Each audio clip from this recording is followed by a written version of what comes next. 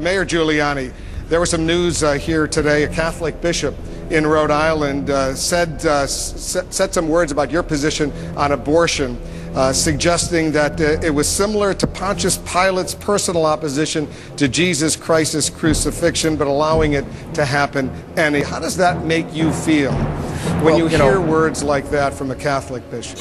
Catholic bishop, any religion. Issues of that's the morals, lightning that's having an effect on our system.